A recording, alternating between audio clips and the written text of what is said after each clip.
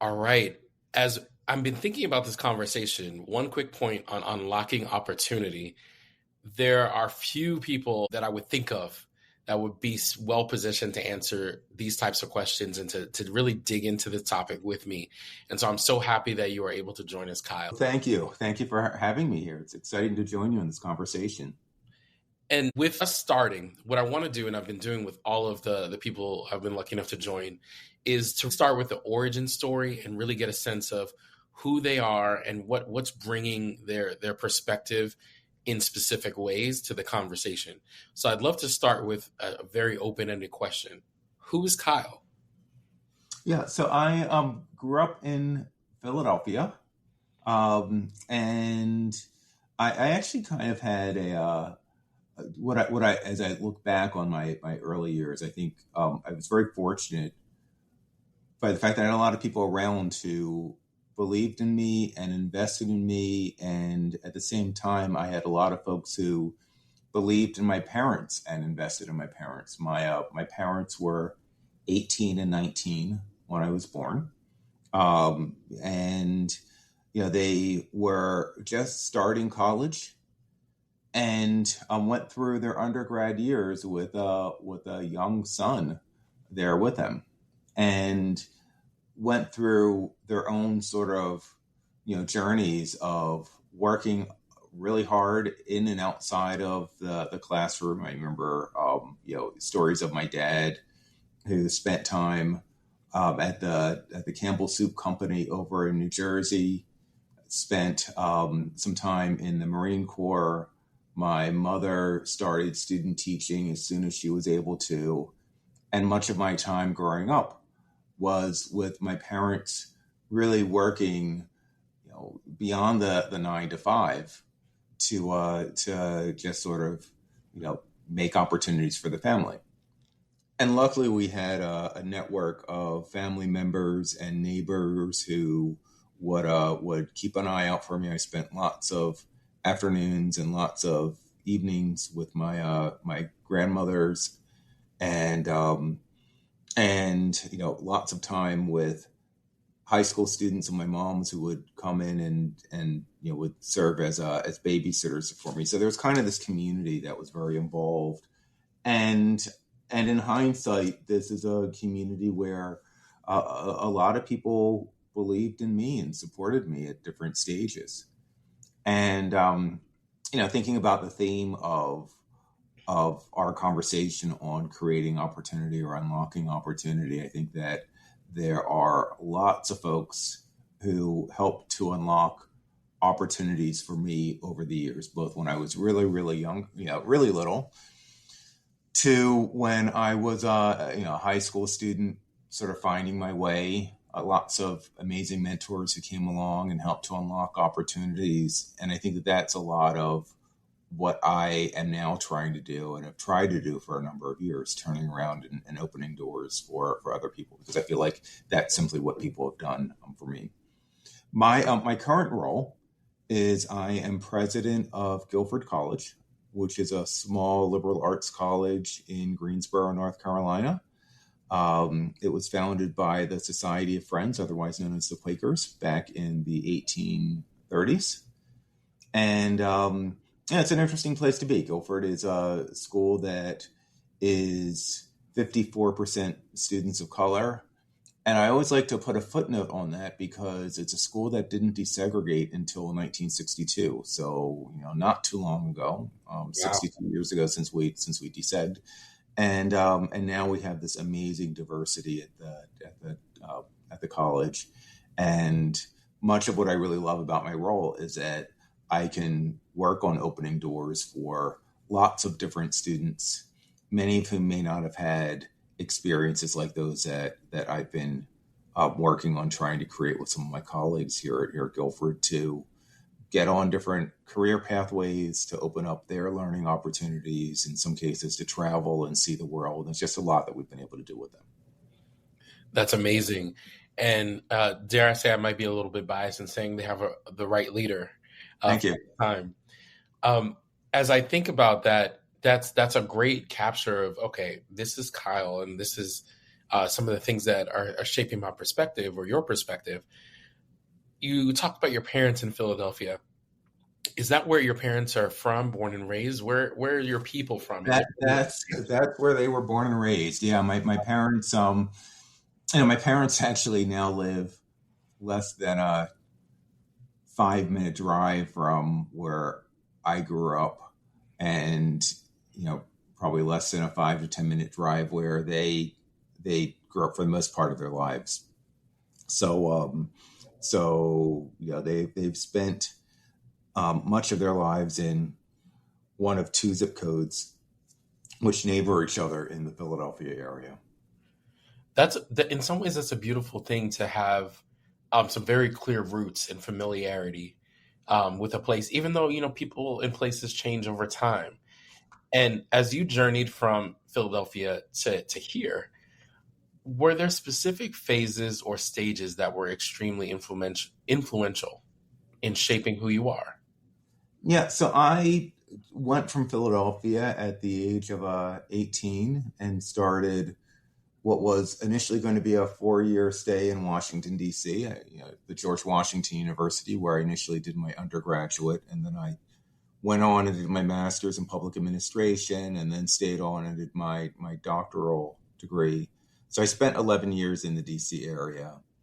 And my time there was, it had a huge impact on my life. I mean, I met some of my closest friends in D.C., I met some mentors who were a tremendous influence on me. I had a range of experiences through internships and just sort of seeing the energy of Washington. And I am still, even though it's been a number of years since I've left Washington, I think that was just a really critical stage in my development. That's awesome. As I think about some of those years, I have feel like a bit of a part one and a part two. I grew up in New York, and so much of my world was shaped within this tight cocoon of a Caribbean, community sitting on top of a community in Brooklyn. And I moved eventually into the communication space, but I jokingly say my first PR job came at the age of 13 in convincing my mom that I should go to boarding school. Uh-huh. And I kind of surprised pretty much, I think, everybody in my family. The reaction was, he wants to go where?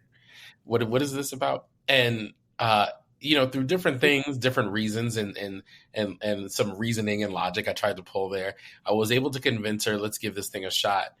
And that was part one of this journey of, all right, I had this very big but tight family unit, and then I went out into the world at 13 and spent 4 years in the hills of New Hampshire, and then came back, and this is where our paths cross a bit, different times, but I went to GW for my undergraduate degree as well.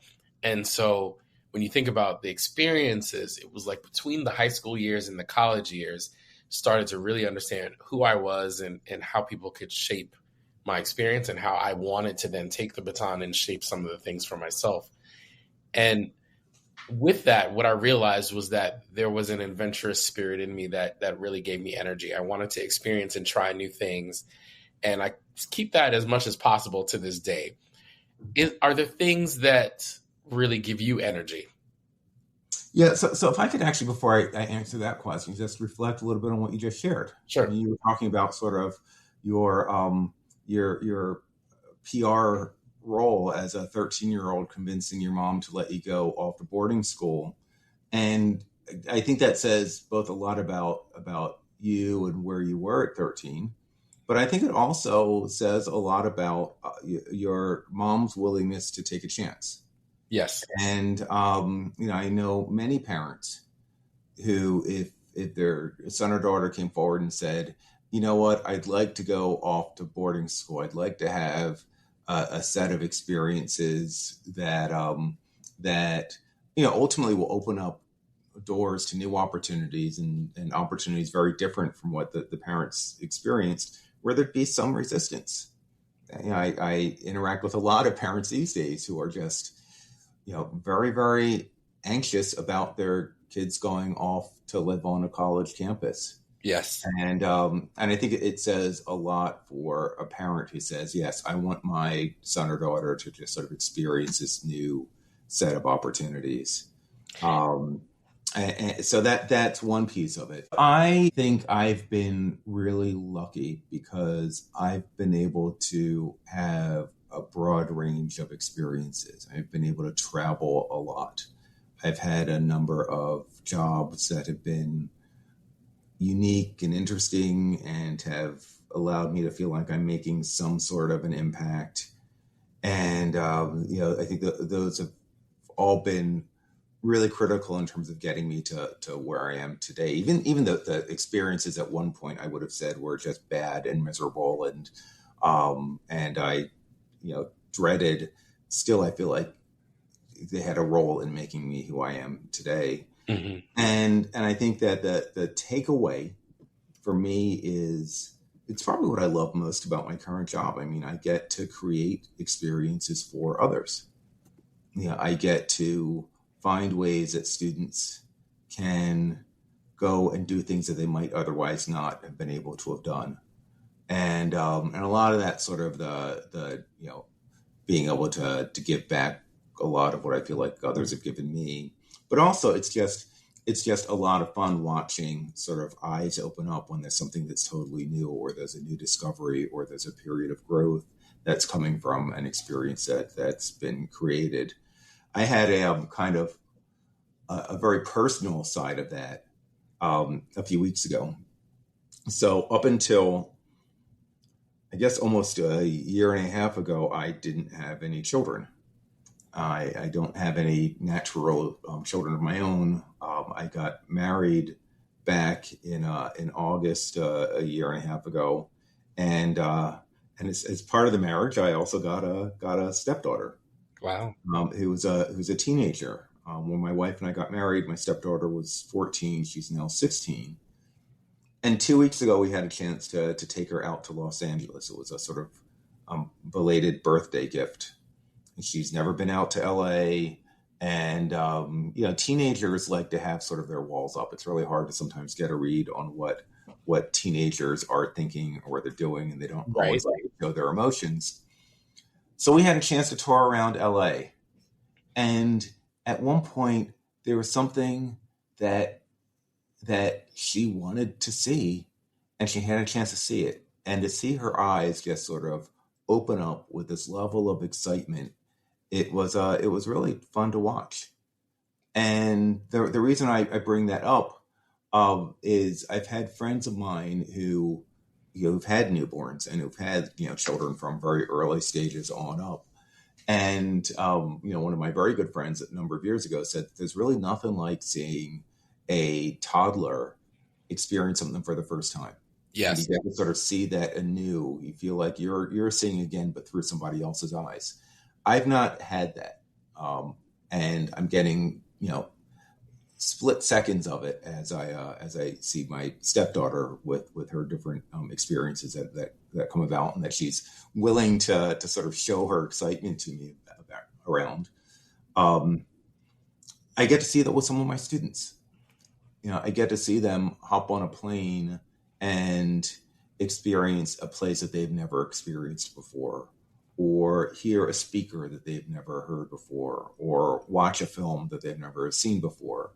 And there's just something about being part of that sort of newness for somebody else that I think is just really magical. And that's a part of both my role at this institution that I love. It's part of what I've really enjoyed about my years as an instructor. I mean, I started as a faculty member 25 years ago, Mm-hmm. And just being able to see and to be part of kind of something new for someone, I think it's a great experience to have. Well, thank you so much for sharing that. And it really makes me want to jump right into this conversation about unlocking opportunity. But we can't almost jump over some of the things that I think have really helped you start down this path. And when I think about the shared space we had through our GW connection almost about a decade ago, I believe it was a decade ago, I remember leaving each of the interactions that we had thinking, one, how many degrees does Kyle have? And is he done? It was just this level of accomplishment and this focus within the space of higher education. But then also the second thought I had is, all right, so this is a man with a plan, because these things are not by happenstance. So I guess what I'm asking is, what's behind the great pursuit of knowledge? Because it's there and woven into your journey. Was there something that you were after intentionally, or were you just experiencing it for the first time and you thought, okay, this is a path I want to pursue? So I think that there's probably a blend. Some of this comes back to the house that I was raised in. My mom, for a number of years, was a high school English teacher, and then she was a department head. And when she retired, she was serving as the acting superintendent of schools in Philadelphia. And again, keeping in mind that this is a woman who, at 18, had a baby. Yes. And had to figure out, how to handle college with this kid in tow. Education for her was really critical. And she managed to sort of, one, rise up in terms of her own educational experiences, but also in terms of her creating educational opportunities for others. So I watched that a lot, and I to a degree lived that a lot. From my own perspective, I've had some ideas of things that I've wanted to do at different stages. And there are definitely stages where I've just sort of said, well, I don't know what I'm exactly going to do, but I'll try some things out. And somehow I ended up landing where I am. And there were stages where there was some planning and some strategic moves.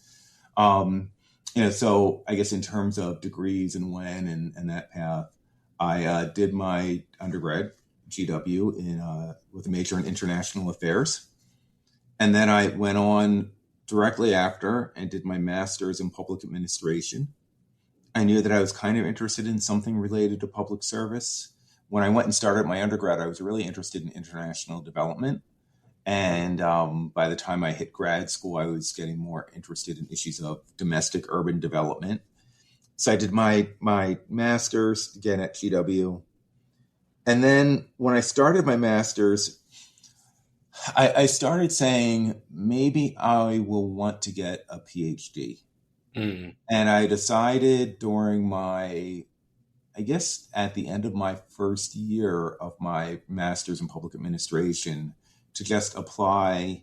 I thought that if I did it at same institution, maybe I could shave off some of my coursework and would be able to dive into the dissertation relatively quickly. That didn't necessarily happen. I still had to take a full set of courses, and stuck around.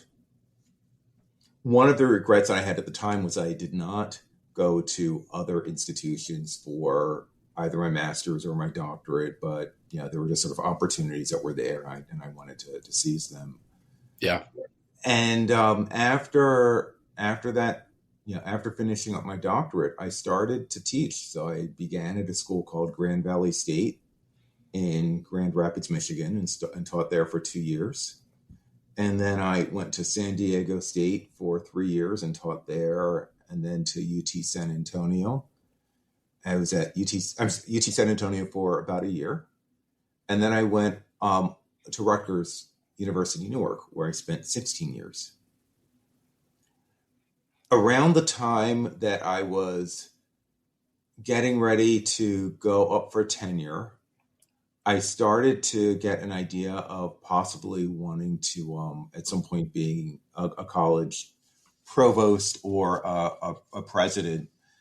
And I started taking a hard look at the careers of people that I knew who were college presidents. Steve Trachtenberg, who was a president for most of my time, in fact, actually all of my time at GW, someone who I'd gotten to know as a student, and I still consider him an amazing mentor. We talk a few times a year, and I had a chance to just sort of take a look at his career.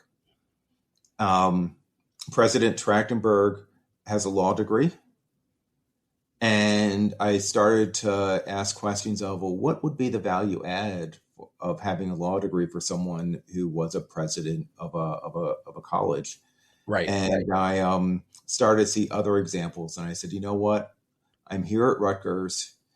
I can get some tuition benefits. I can get an employee at Rutgers that will allow me to basically go to law school for very little out of my own pocket.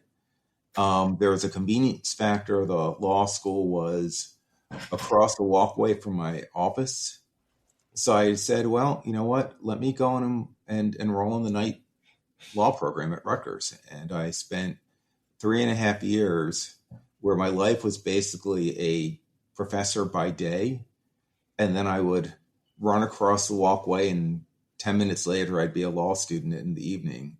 And did that for a few years. And I think that's probably around the time that, James, you and I got to know each other. Yes. Because that was around the time that a lot of people were saying, what are you doing and why are you in law school? Don't you already have your doctorate? And I think that was probably one of the best educational investments of my life. I use my legal training every day in my job. I'm often in a position where I'm negotiating something, or I'm thinking through some of the different risk or liability factors around something else, or I'm advising students on career pathways, and some of which entail they're getting a law degree. So it all, that sort of came together. And I then began to think about, well, how do I move from a guy who works in an institution? I had moved from a position of professor to an associate dean of a graduate school, and then I became the dean of the graduate school when the dean that I worked for left, and found that I really liked administration, and I thought that I was pretty good at administration, and began to ask, well, now how do I pivot these experiences as an administrator at the level of a dean into being a provost or a president? And I began to apply for other things that some people say sort of helps to build a pathway to a presidency. I served as a Fulbrighter on 2 occasions. First occasion was in South Africa. The other occasion was in Malta. I served as something called an American Council on Education Fellow, and the ACE Fellows are basically people who go and spend some time studying under a president of a college. And then I started having conversations with different search firms, and some of them were looking for provosts, some of them were looking for presidents, and I interviewed for a whole bunch of jobs. And at one point, a school called Guilford, was looking for a president, and I applied, and things worked out, and here I am. Wow.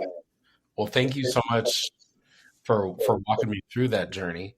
And as I think about it, there's some connections in our stories that I didn't know. So one is, my mother was a public school teacher in New York City public schools for nearly 30 years. So that education background is definitely shared. She taught special education and students with emotional disabilities, as was the category at the time. But she was the type of person, if there was anything I could say about her, she was determined, for one.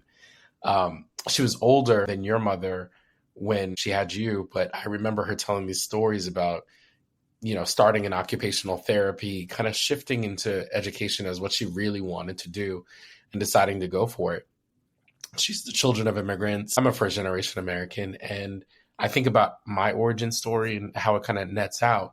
How we end up in America is that I had a great aunt who has since passed, and she was the enterprising one, I guess I will say. She went first to England to train as a nurse, and then came to America. And with that and establishing herself, she, as my family would say, she sent for her sister, which was my grandmother, and her family. And so we came and they came and landed in Queens in New York. And that was the home base. So as my mother was, going to high school and then college and starting to branch out, she started down one path, but really always wanted to be a teacher. And so she decided to do that. So she went to Brooklyn College And right around the time where she was due to graduate, was pregnant with me, but still, finished the classes and everything on time. But she says, I never made it to that graduation because you were born like the next week. So it was like any day now kind of situation. And she went on to get her master's and then another master's and all the licenses. And she was an education evaluator, all the things. I could go on and on. But what I heard in your story is your mother was very focused on, okay, I'm going to build a career in this space and I'm going to do the things required to do it. And my mom was that as well. And I hear that in you of, okay, I'm experiencing this. I'm interested in this. I'm going down the path. But each level you reach, you're looking at it and saying, okay, there is a possibility for something new, greater, more. And you're going down the path of making sure that you have the skills or the credentials that would unlock that opportunity. Yeah. And I think, I want to be clear that my dad also had a critical role in this from the perspective of, where my mom had this sort of sense of education. I'm going to be an educator. My dad's kind of a serial entrepreneur. My dad, this is when I was really little. I mean, I don't remember the days that my dad was in the Marine Corps, and I have very, very vague recollections of my dad working over in Campbell's Soup. I do remember my dad being a salesman for a number of years. He became a financial advisor, and from that, spun out some different businesses, and I saw some do very, very well and others not so well. So there's a little bit of the story of, and this partially comes into the trying new things. I saw, from my mom, this passion for education. From my dad, this, take risks and be entrepreneurial. And sometimes you've got to try some things that may not work out, but then you figure out a way to brush yourself off and try things another way. And sometimes you also have to listen to folks who might say, no, you really shouldn't do X, Y, and Z, and you still have to figure out a way to do it. Right. I had a lot of people who said, this goes back to the decision to go to law school. I had a few folks, and actually one person I worked for who was very, very, very discouraging of my doing so. And I had to take a real sort of calculated risk of whether or not to go, and the value add of going when, I had a few folks say, don't do it. It's not a good use of your time. Right. And I think that's part of what I pulled from my dad. My dad said, sometimes you just have got to take those calculated risks. Right. That's so key to it, because you can have confidence in your ability to do something and decide, okay, it's worth it, and you're interested in it. You're going to go for it. Yeah. So that's great that you had that balance. As we think about it, though, at least in my household growing up, education was seen as I guess, a balanced pathway, because my mom leaned into that, taught all of that. My dad was a construction worker for years, worked in carpentry. And so there was this balance of not necessarily needing to go to a traditional higher education institution, but still being knowledgeable. So he was very skilled in his trade, had the certifications, licenses, training, all of that. Whereas my mom went the other path. And I think coming from this with this little bit of a first gen, but really immigrant lens coming from my parents, there was this idea that, okay, there's the pull yourself up from the bootstraps notion of the American dream. There's opportunity here, but then there's the kind of caveat on that, which I think, at least for my generation, very much was told the opportunity is going to come from working hard and going to college and getting a certain job. And I think now people are looking at costs, they're looking at a number of different things as they weigh it to say, okay, is this still the way forward? Is it the only way forward? And I'd argue that the learning might not need to come from a formal degree these days, but you do need more knowledge and more skill training. And so wherever that happens to come from, it is something I think people should seek out. What would you say about that?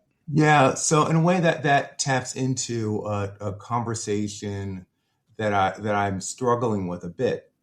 And Let me first of all say that I'm a big fan of continuous learning. You're always looking for opportunities to learn something new. If there's a chance to take a seminar or read a particular book because you're going to get something out of it, or to go somewhere where you think you're going to broaden your horizons.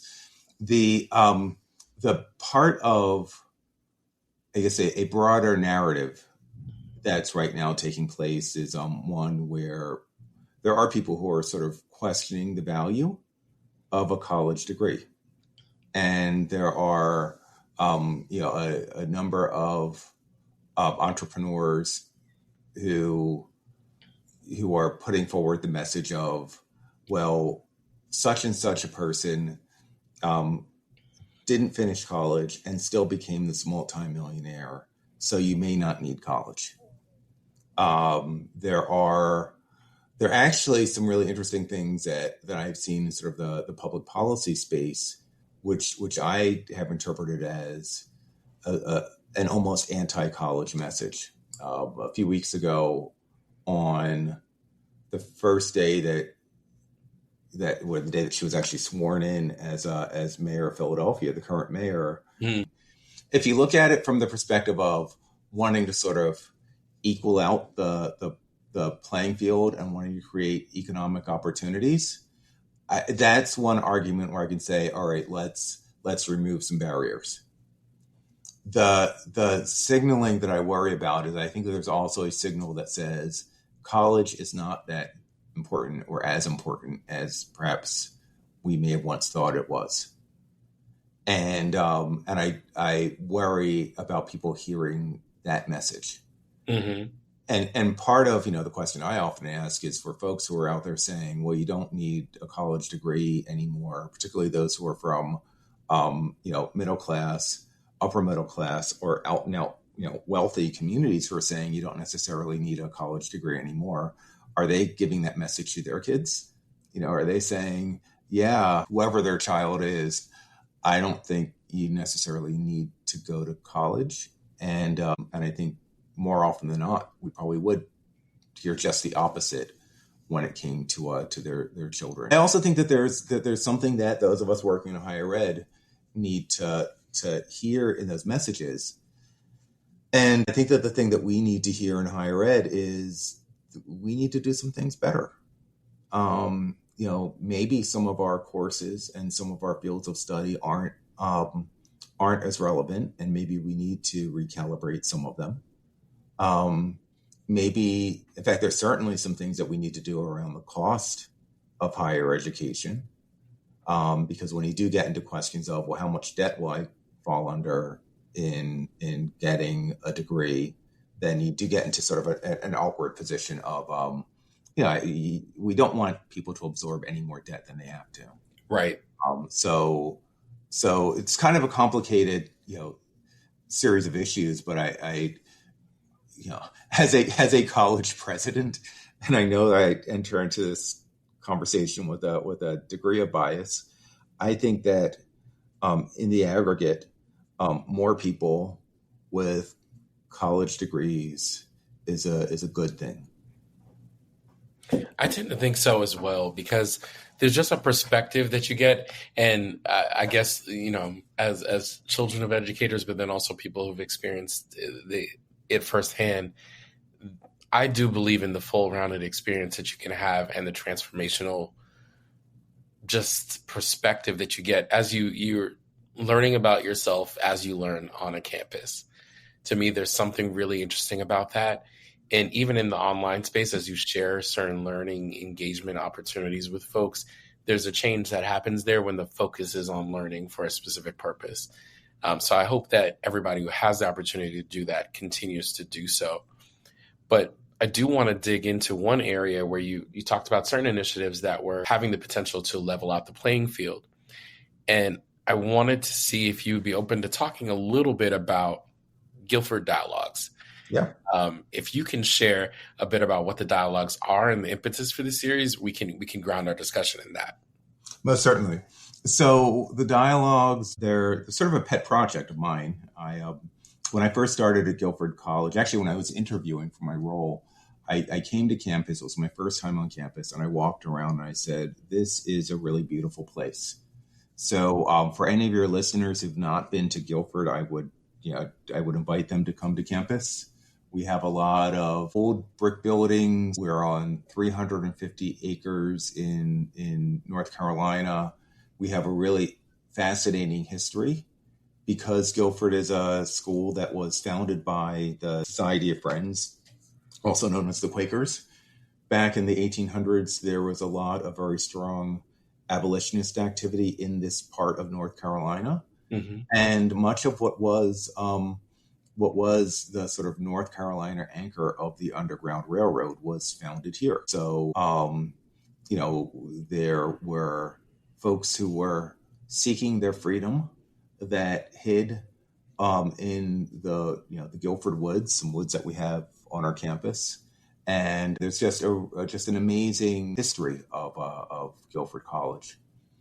So I thought that Guilford could be a great convening place, a place where we could gather people to look at big issues and wrestle with those major issues and help people to create a space to come up with some solutions. So I made a decision early on to start to organize these things called the Guilford Dialogues. First Guilford Dialogue was 2 years ago, and it focused on issues of economic inclusion. Last year, we held a Guilford Dialogue that focused on issues of educational opportunity and inclusion. And then this upcoming June, we'll have a Guilford Dialogue that will again focus on issues of education. Of economic inclusion. And basically, we want a gathering. We'll probably have 200 people who, at least that's our target, to have 200 people gathered here on our campus and to look at strategies for opening up, ways to build new strategies for including people in kind of the economic fabrics of their community. So whether or not it's looking at housing challenges, mm-hmm. or looking at the wealth gap in different communities. I mean, there's a lot of work right now on the racial wealth gap in communities, and far too many communities still have the sort of opposite sides of the railroad tracks. And if you look at the zip codes, and then if you look at the racial differences, you'll see that there are also some correlations with economic differences. The fact that there is a very, very wide wealth gap between different communities in many cities and in this country as a whole. It's something that I think we need to deal with. And the dialogues is a chance for us to talk about a number of different strategies related to economic inclusion. But it's a way to do so where we can have conversation, where people can be really creative in identifying some different structures and ways of addressing these different challenges. That's amazing that in your short time in Guilford, you've been able to bring such a focus to some of these key topics and host these conversations that I think lead to some interesting points and potential solutions for people to engage in.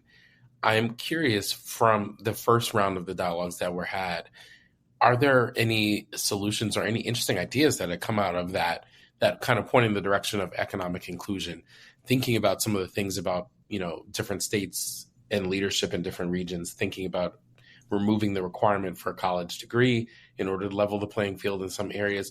Are there other things that you feel like came from the dialogues that might have aided in that conversation to think about, here are other pathways, how we might be able to create economic inclusion? Yeah, so we've actually had a number of really exciting sort of follow-on conversations with organizations that are trying to find their own way of addressing the issues. So I was both excited for the first dialogues by the number of people that attended. For that one, we probably had about 200 that showed up for it. And we had some people from some exciting tiers and from some exciting organizations that are actively engaged in their own ways in looking at issues of economic inclusion. So we had some people from JP Morgan Chase and their foundation who are involved with supporting research around wealth gaps. Mm-hmm. We were able to use the First Dialogues as building a vehicle for conversation with folks at TIAA. And TIAA has been doing just some phenomenal work around the wealth gaps in the retirement years. And they've actually launched a number of campaigns around sort of retirement wealth gaps. We have been able to secure some funding from the Economic Development Administration to look at innovation and ways that we can facilitate entrepreneurial development, particularly coming out of some innovations here on our campus and looking at other campuses to facilitate entrepreneurial development, with a question of how do we encourage entrepreneurial development from communities that may not always have the support for new venture creation. So there've been a number of starts. We've been able to get some people to look at some research generation. In some ways, we're looking at the dialogues this upcoming summer as a way to continue a lot of the work that we've started. That's excellent. That's excellent. Thank you for sharing more about that. One thing I am curious about, given your background, you have extensive experience looking at issues like this and exploring them in the US, but also internationally. So if you could spend some time sharing what the context might be like, say, in a place like South Africa that you've been many a time, do you feel like some of the challenges or opportunities waiting to be unlocked are the same, or are they different? And if either side of it, how might you comment on that?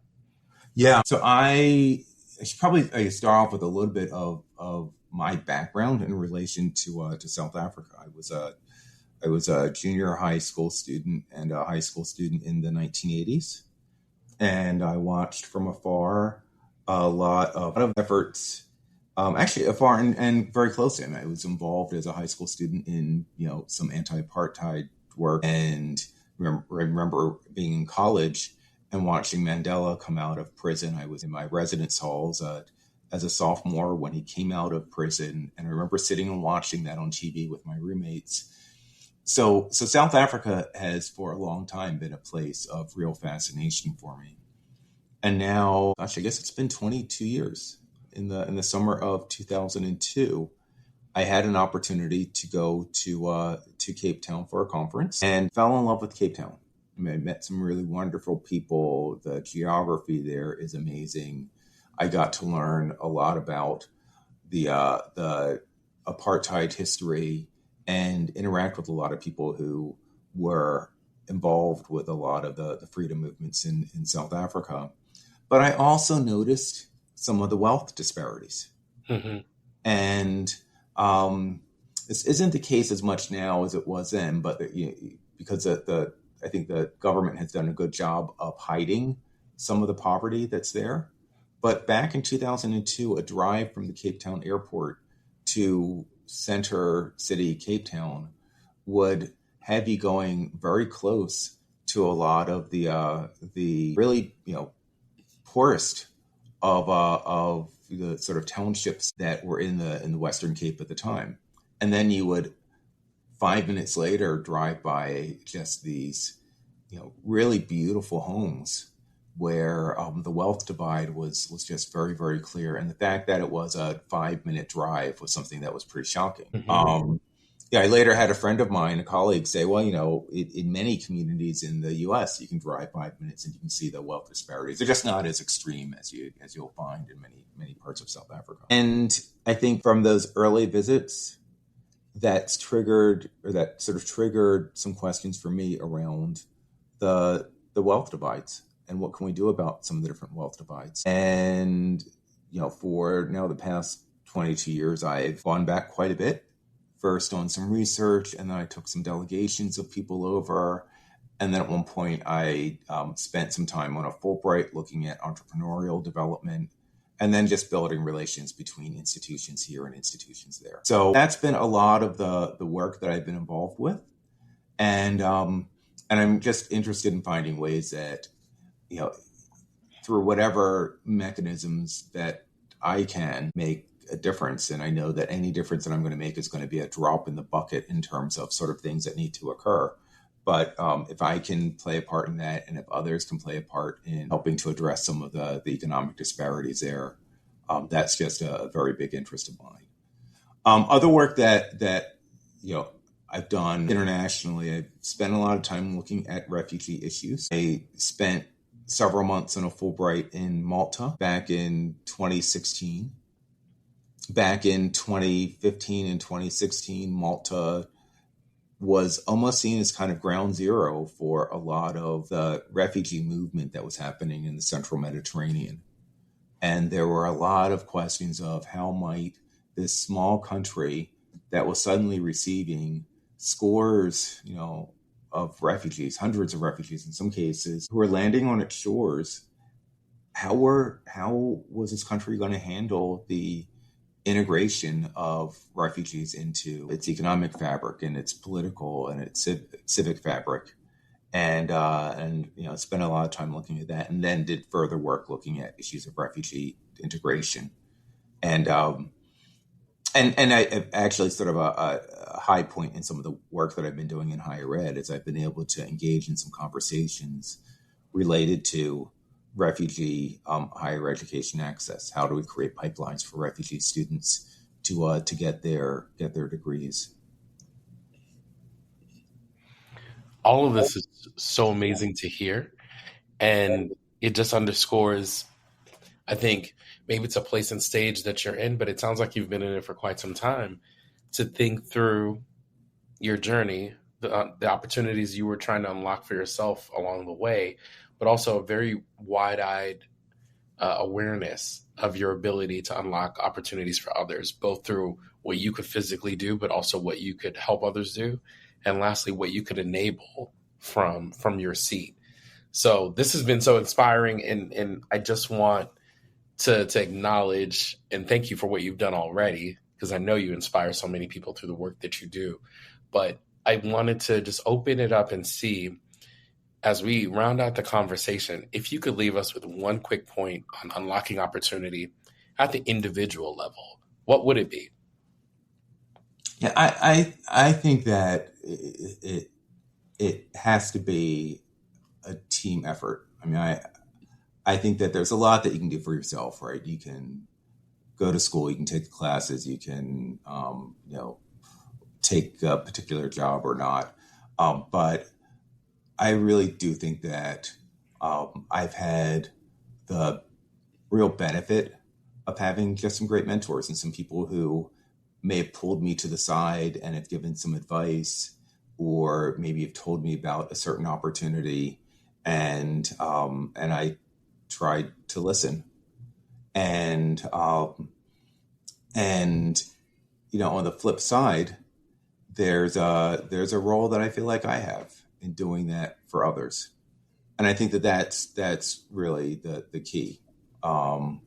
It's just constantly trying to think about what doors can you open, and being really grateful for those that have been, in my case, I am tremendously grateful for those that have been open for me. And so it's not necessarily, I think, an individual thing. I think a lot of it is a team thing. The other piece that's sort of linked into this is recognizing and appreciating that there are people that go to bat for you. Mm-hmm. And I have been in the uncomfortable experience, and I've seen this happen with others, where maybe I will invest in someone, and there's been a little bit of a letdown in terms of what they have chosen to do or not do, or and I know at points I've probably done the same. But if someone goes out of their way for you, I think it's important to recognize that and appreciate that, and not take that for granted. That is so amazing. I really appreciate the context you've given today, and just want to thank you for your time. It's been really great. And I am looking forward to seeing everything that you do with not only this initiative of yours, but I know there are lots of other ones that are down the pike. So keep it up. Definitely. Well, thank you so much, Kyle.